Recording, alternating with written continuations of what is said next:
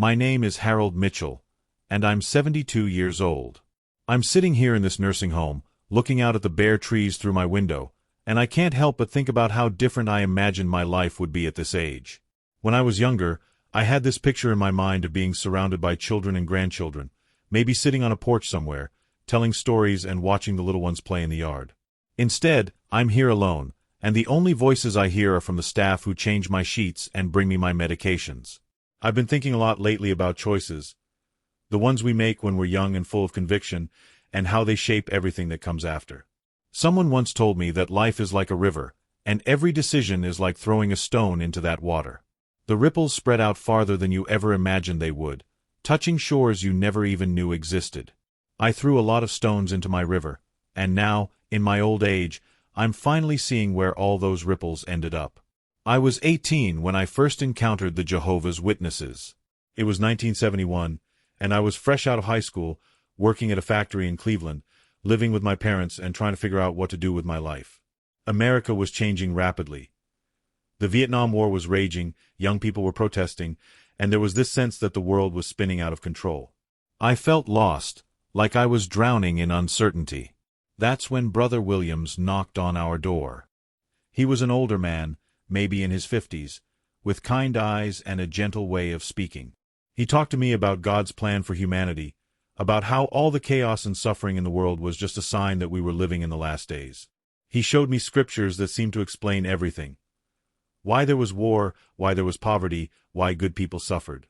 Most importantly, he told me that I could be part of something bigger than myself, something that would last forever. I was hungry for that kind of meaning. My father worked himself to death in the steel mills, and my mother spent her days worrying about bills and keeping food on the table.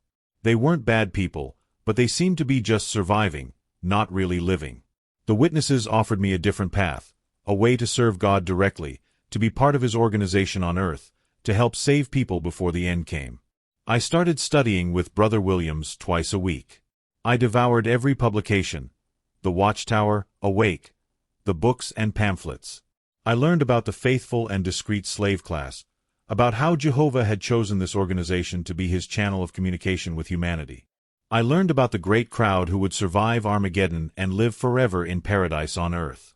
I wanted to be part of that group so badly I could taste it. Within 6 months, I was baptized. I threw myself into the work with everything I had. I went out in field service every Saturday morning and at least one evening during the week. I attended all the meetings, the congregation book study on Tuesday nights, the theocratic ministry school and service meeting on Thursday nights, and the public talk and Watchtower study on Sunday mornings. I rarely missed a meeting, and when I did, it was only because I was physically unable to attend. The congregation became my world. These people weren't just my friends. They were my spiritual family, my brothers and sisters in faith. We shared something that outsiders couldn't understand. We had the truth, and that set us apart from everyone else. We were special, chosen, part of God's organization. In 1974, I married Ruth, a sister from our congregation. She was beautiful, with curly brown hair and a laugh that could light up a room. More importantly, she loved Jehovah as much as I did. She was a pioneer, spending 70 hours a month in field service, and I admired her dedication immensely.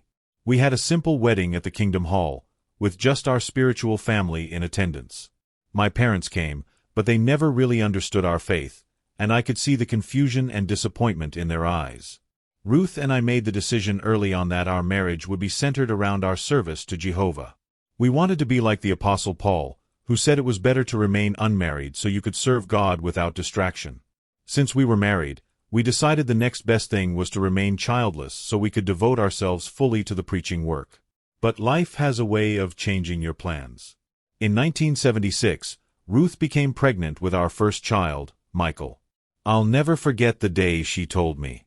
We were sitting at our kitchen table, and she had this look on her face, part joy, part worry. "Harold," she said, "I think God has other plans for us." I was conflicted. Part of me was thrilled at the prospect of being a father, but another part of me worried about how a child would affect our service to Jehovah. I'd heard talks at the circuit assemblies about how children could become a distraction, how they could pull you away from spiritual activities. But when I held Michael for the first time, all those concerns melted away. He was perfect, with Ruth's eyes and my stubborn chin. 2 years later, David was born, and then in 1981, Sarah came along. Suddenly, our quiet apartment was filled with the chaos and joy of family life. I loved my children more than I thought possible, but I was determined not to let them interfere with our spiritual responsibilities. Every morning started with family worship.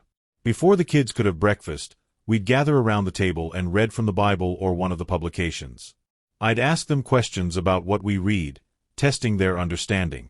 Even when they were very young, I expected them to sit still and pay attention. Looking back, I realize I was probably too strict, but I wanted them to develop a deep appreciation for spiritual things. The meetings were non-negotiable. 3 times a week, we'd pile into our old station wagon and head to the Kingdom Hall. The kids learned to sit quietly for 2 hours at a time, coloring in their Bible storybooks or following along in their publications. If they got restless or made noise, I'd take them to the back room for a firm talking to. I believed I was teaching them respect and discipline, but I wonder now if I was just teaching them to fear me. Field service was a family affair. Every Saturday morning, we'd get dressed up and spend 4 hours going door to door in our assigned territory. The kids learned to present the publications, to recite scriptures, to explain our beliefs to strangers. Michael was especially good at it. He had a natural way with people and could often get householders to listen when adults might have closed the door. I was appointed as a ministerial servant when Michael was 5, and I threw myself into my new responsibilities with enthusiasm. I had parts on the theocratic ministry school, helped with the sound system, and assisted with the accounts. I studied constantly, preparing for my assignments and staying current with new publications. I wanted to be an example for my children, to show them what it meant to put kingdom interests first. The elders took notice of my dedication. Brother Thompson, who was the presiding overseer at the time, started inviting me to help with shepherding calls. I felt honored to be trusted with such important work. We'd visit inactive publishers, trying to encourage them to return to the meetings. We'd counsel married couples who were having problems. We'd help people who were struggling with various challenges in their lives. In 1985, I was appointed as an elder. I was 32 years old, and I felt like I was finally becoming the man God wanted me to be. The appointment came with increased responsibilities, judicial committees, elder meetings, circuit overseer visits. I took it all very seriously. I studied the elder's manual, pay attention to the flock, until I practically had it memorized. But with greater responsibility came greater demands on my time. I was working full-time at the factory to support my family, and I was spending 15 to 20 hours a week on congregation duties. I'd leave for work at 6 a.m. and often wouldn't get home until after 10 p.m. because of meetings or shepherding calls. The kids were usually in bed by then, and Ruth would be exhausted from handling everything alone. I told myself I was doing it for them, for their spiritual welfare. I was setting an example of what it meant to put Jehovah first. I was building up treasure in heaven, not just for myself, but for my whole family. When the new system came, and we were constantly being told it was just around the corner, we'd all be together in paradise, and they'd understand why I had to make these sacrifices. The pressure was constant. As an elder, I was expected to be exemplary in every aspect of my life. My family had to be a model for the congregation. If the kids misbehaved at the meetings, it reflected poorly on me. If Ruth seemed unhappy or overwhelmed, people would whisper about whether I was properly headship in my household. I felt like I was living under a microscope. When Michael turned 13, he started asking questions that made me uncomfortable. He'd been raised in the truth, but he was beginning to notice things that didn't quite add up. "Dad," he'd say, "why don't we celebrate birthdays when the Bible doesn't specifically forbid them?"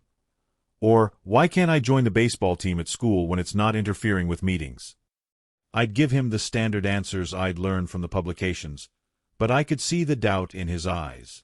I started having more family study sessions, trying to reinforce his faith.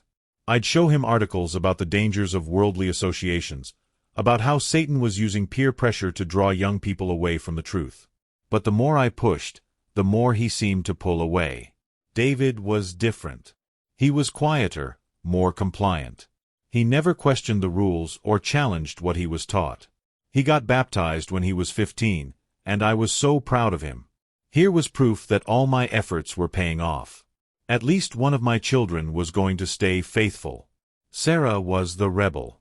From the time she was old enough to understand, she chafed against the restrictions. She wanted to participate in school activities, to have friends who weren't witnesses, to dress and act like other girls her age. I was constantly having to correct her, to remind her of her Christian responsibilities.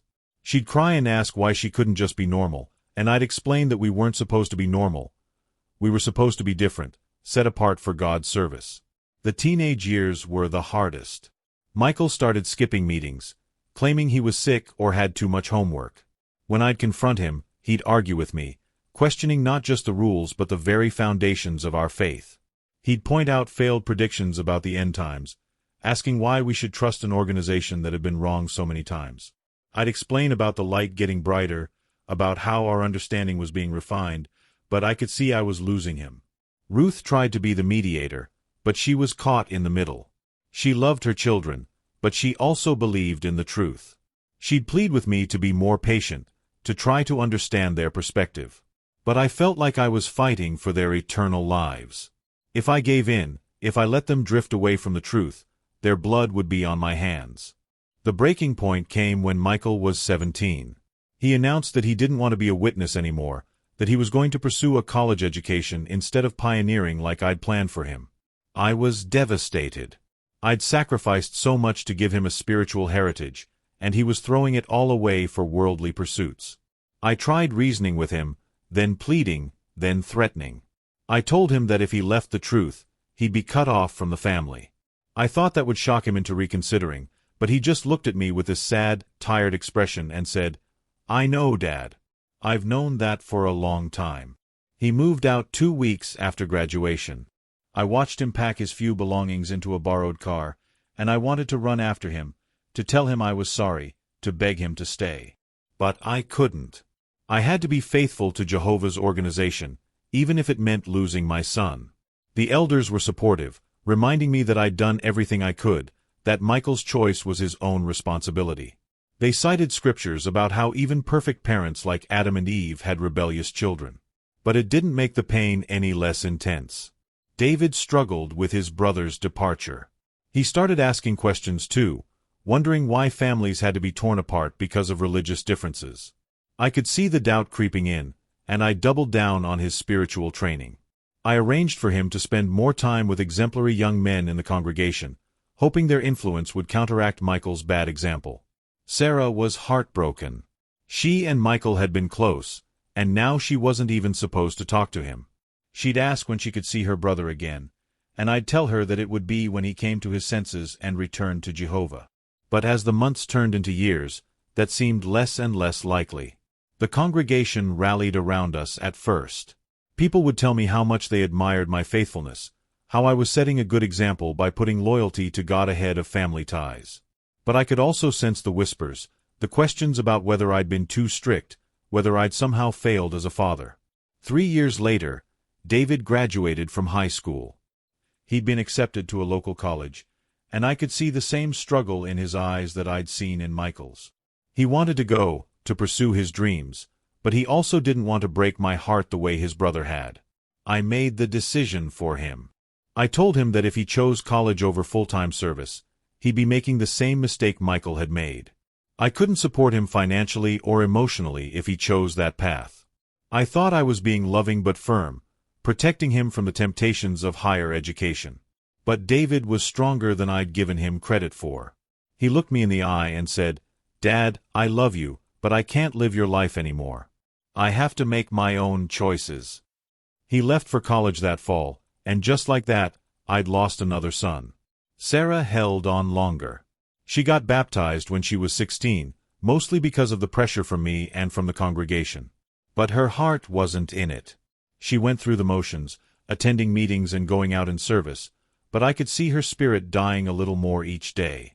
When she was 19, she met a young man at work who wasn't a witness. She tried to witness to him, to bring him into the truth, but instead, he helped her see that there was life outside the organization. She started missing meetings, spending time with worldly friends, questioning everything she'd been taught. I gave her an ultimatum: choose the truth or leave the family. I thought she'd choose us, choose the security of the organization over the uncertainty of the world. But she chose freedom instead. The day she moved out, Ruth cried for hours. She begged me to reconsider, to find some way to maintain a relationship with our children. But I was an elder, a pillar of the congregation. I couldn't show weakness, couldn't compromise on fundamental principles. I had to trust that Jehovah would bless our faithfulness, even if it meant temporary separation from our children. That was over 20 years ago. In all that time, I've spoken to my children maybe a dozen times, and never for more than a few minutes. They've all married, had children of their own, built lives I know nothing about. I have grandchildren I've never met, birthdays and holidays and milestones I've missed completely. Michael became a teacher. He sends me a card every Christmas, even though he knows I don't celebrate it. He writes brief updates about his life, his wife, his 2 daughters. He always ends with, "I love you, Dad," and every time I read those words, it feels like someone is driving a knife through my heart. David works for a software company. He's done well for himself, owns a house in the suburbs, coaches his son's little league team. I found out about his life through a mutual acquaintance, someone who left the organization and keeps in touch with him. He doesn't try to contact me anymore, hasn't for years. I think he's given up hope that I'll ever change. Sarah lives in California now. She's a nurse, married to a doctor, has 3 kids. She used to call me on my birthday, but I always kept the conversations short, always reminded her that she could come back to the truth if she wanted a real relationship with me. The last time she called, she was crying. She said she was tired of trying to earn my love, tired of feeling like she was never good enough. That was 5 years ago. Ruth tried to bridge the gap. She'd secretly call the kids, send them care packages, try to stay connected without directly disobeying the disfellowshipping arrangement. But the guilt was eating her alive. She'd cry herself to sleep, wondering if we'd made the right choice. She'd ask me if it was worth it, if maintaining our standing in the congregation was more important than our children's love. I'd quote scriptures to her, remind her of our dedication vows, tell her that Jehovah would reward our faithfulness. But privately, I was struggling too. I'd see fathers at the Kingdom Hall hugging their adult children, playing with their grandchildren, and I'd feel a stabbing jealousy that I couldn't admit to anyone. The organization was changing too. The urgency of the end times seemed to be diminishing. We'd been told in the 1970s that we were living in the last days, that the generation that saw 1914 would not pass away before Armageddon came. But the 1990s came and went, then the 2000s, and the end seemed as distant as ever. New understanding came from headquarters. The generation teaching was adjusted, then adjusted again. The definition of this generation became more and more complex, less and less literal. I watched faithful brothers and sisters struggle with these changes, saw some of them quietly drift away from the organization. I threw myself deeper into my elder duties. I served on more judicial committees, gave more talks, spent more time in service. I was appointed as the presiding overseer of our congregation, and I took that responsibility very seriously. I was determined to be the most faithful elder I could be, to prove to Jehovah that I hadn't sacrificed my family for nothing. But Ruth was getting weaker. The stress of our family situation, combined with her own health problems, was taking its toll. She developed diabetes, then heart problems. I was so busy with congregation duties that I didn't always notice how bad she was getting. She'd push herself to attend meetings even when she was feeling terrible, because she didn't want to disappoint me or the congregation. In 2015, Ruth had a heart attack. She was home alone when it happened. I was at an elder meeting. By the time I got to the hospital, she was unconscious. The doctors said if I'd been there, if I'd called for help sooner, she might have had a better chance. She died 3 days later, without ever waking up. I was holding her hand when she passed, and I kept thinking about all the times I'd chosen meetings over moments with her, all the evenings I'd spent counseling other families instead of nurturing my own. The funeral was well attended. The congregation mourned with me, and I received dozens of cards and letters expressing sympathy. But at the end of the day, I went home to an empty house, and the silence was deafening. I wanted to call my children, to tell them their mother had died, to ask them to come to the funeral. But I couldn't. The disfellowshipping arrangement was still in place, and I was afraid that reaching out to them would compromise my standing in the congregation. So I buried my wife surrounded by spiritual family, but without the presence of the children she'd given birth to and loved with all her heart. After Ruth's death, I started to unravel. I'd maintained my facade of faithfulness for so long that I'd forgotten how to be genuine. I'd go through the motions, attending meetings, giving talks, participating in service, but my heart wasn't in it anymore. I felt like I was sleepwalking through my life. The congregation tried to help. Well-meaning brothers and sisters would invite me for dinner, include me in social gatherings, try to keep me busy with spiritual activities. But I felt like I was watching everything from a distance, like I was no longer really participating in my own life. I started having doubts that I'd never allowed myself to acknowledge before. I'd look around at the Kingdom Hall and see other families torn apart by the disfellowshipping arrangement, children who'd lost their parents or parents who'd lost their children, all in the name of maintaining organizational purity. I'd wonder if this was really what God wanted, if this was really the mark of true Christianity. I began to research some of the questions Michael had asked me years earlier. With the internet, it was easier to find information about the organization's history, about the failed predictions and the policy changes. I learned about things I'd never heard mentioned in the publications. The connections to the United Nations, the handling of child abuse cases, the lives that had been lost because of the blood transfusion policy. The more I learned, the more I questioned. But I was in too deep to turn back.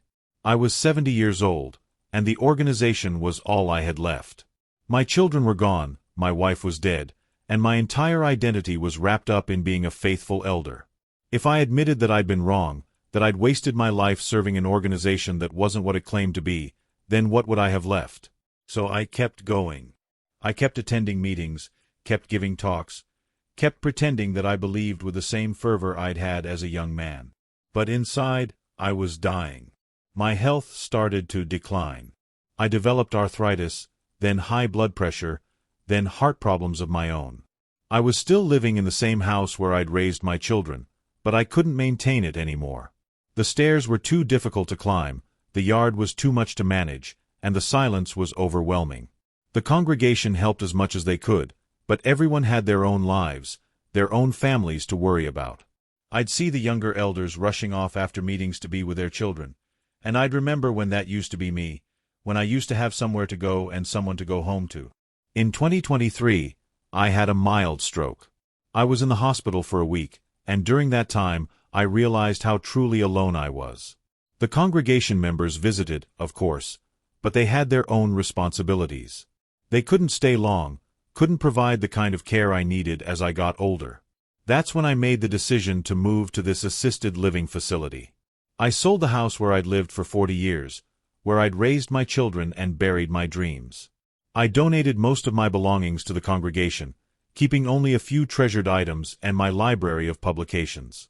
The brothers and sisters promised to visit regularly, to include me in congregation activities as much as possible. And they did for a while. But life moves on, and I gradually became less and less central to the life of the congregation. New elders were appointed, younger men with energy and ideas. I was honored for my years of service, but I was also slowly being forgotten. Now I spend my days in this facility, surrounded by other elderly people who are mostly strangers to me. I attend the meetings when I can, but it's becoming more and more difficult. My hearing isn't what it used to be, and I have trouble concentrating for long periods. I still go out in service occasionally, but I'm more of a burden than a help now. The loneliness is crushing. I wake up every morning and remember that I have no one to call, no one who's waiting to hear from me, no one who really cares whether I live or die. I've outlived my usefulness to the organization, and I've lost my family to my own rigidity and pride. I think about my children constantly. I wonder about their lives, their struggles, their joys. I wonder if they ever think about me, if they ever miss the father I used to be before I became so consumed with being the perfect elder. I wonder if they would forgive me if I reached out to them now, if I admitted that I was wrong, that I chose the organization over them and I've regretted it every day since. But I'm afraid it's too late. Too much time has passed. Too many wounds have been inflicted. They've built lives without me, and I don't know if there's room in those lives for a broken old man who finally realized he made the wrong choice. I used to believe that serving Jehovah faithfully would result in blessings, that putting the organization first would lead to happiness and fulfillment. I thought that by sacrificing my family relationships, I was demonstrating the depth of my commitment to God. I thought that my children would eventually understand and appreciate the spiritual heritage I was trying to give them. But now I see that I confused the organization with God Himself. I thought that being a faithful elder was the same as being a faithful father and husband, but they're not the same thing at all.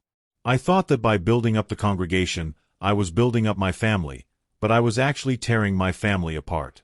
The bitter irony is that the organization I served so faithfully doesn't really need me anymore. I've been replaced by younger, more energetic men who can give talks and handle responsibilities that I no longer can.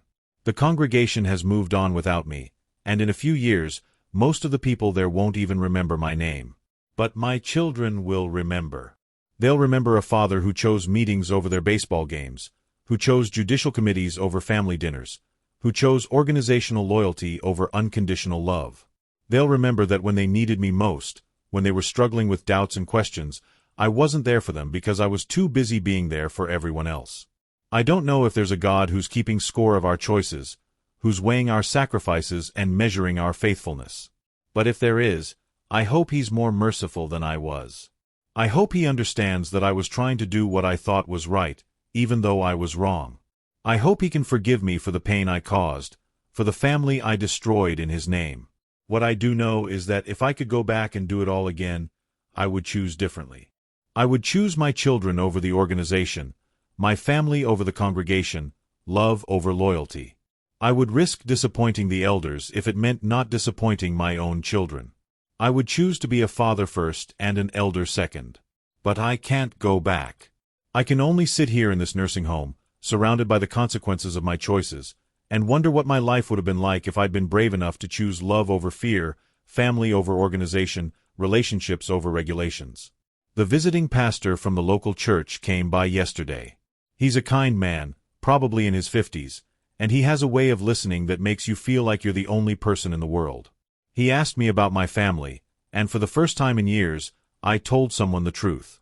I told him about my children, about the choices I made, about the regrets that keep me awake at night. He didn't judge me or tell me I was wrong.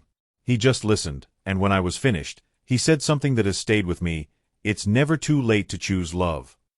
He said that if I really wanted to reach out to my children, to ask for their forgiveness, to try to rebuild what was broken, then I should do it. He said that pride was the enemy of reconciliation, and that sometimes the most faithful thing you can do is admit that you were wrong. I've been thinking about that conversation ever since. I've been wondering if I have the courage to make those phone calls, to write those letters, to risk the rejection that might come. I've been wondering if my children would even want to hear from me after all these years, after all the pain I caused. But I think I have to try. I think I owe it to them, and to Ruth, and to the man I used to be before I became so consumed with being the perfect elder. I think I owe it to myself to at least attempt to make amends for the mistakes I've made.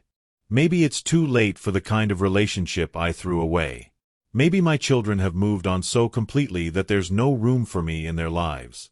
Maybe I forfeited the right to be called their father through my own actions and choices.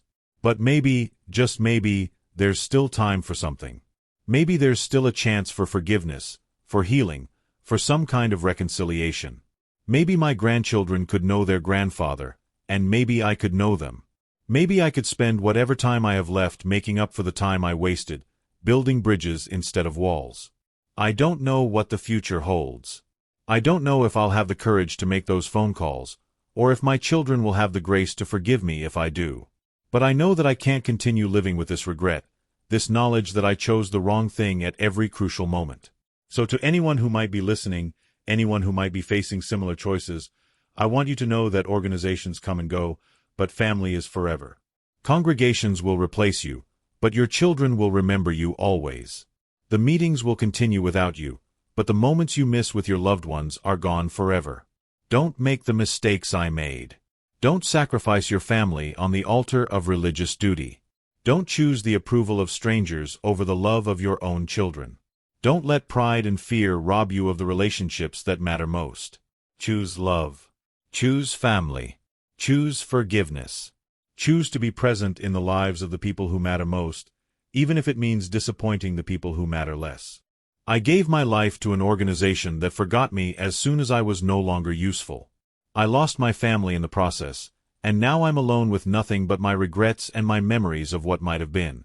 Don't let that be your story. Don't let that be your ending.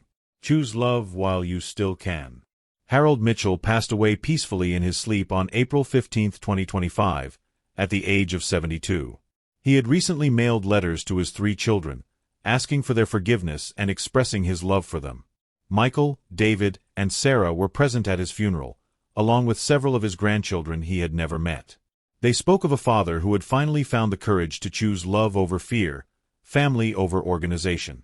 His memorial service was held at the local community church, where the pastor spoke of redemption, forgiveness, and the power of love to heal even the deepest wounds.